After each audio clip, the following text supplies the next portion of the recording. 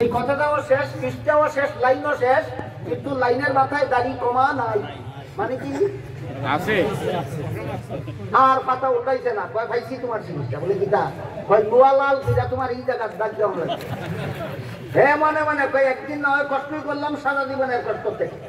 দুই চারজন মানুষ তারে ভাসলাইয়া ধরলো, আর ডাক্তারের লোয়ার শিখ লাল খুঁজে তার পায়খানা রাস্তার কাছে দাঁড়িয়ে ইনফেকশন হইয়া বইটা গেল।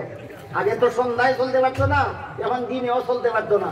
আগে তো হাঁটতে পারতো না, এখন মরতেও পারে। দেশে হাসপাতাল, হাসপাতালের সার্জন জিজ্ঞাসা করে তোমার এই রোগের সৃষ্টি কিভাবে?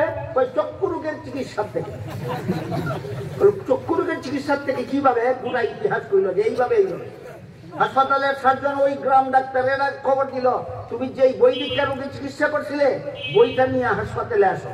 বই লইয়া গেছে, বই দেখিয়া বইটা শোনাইছে ডাক্তারে চক্ষু রোগীকে লোহার শলাকা দগ্ধ করে পায়খানার রাস্তার পাশে ডাক দিতে হবে।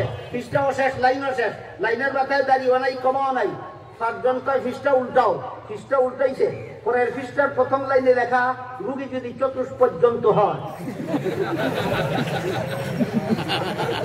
এই ডাক্তারের চিকিৎসা আল্লামা নবীদের হাদিস মানা সমান।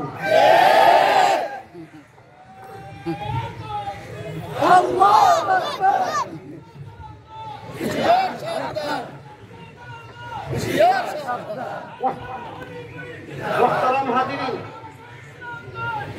মোহতারাম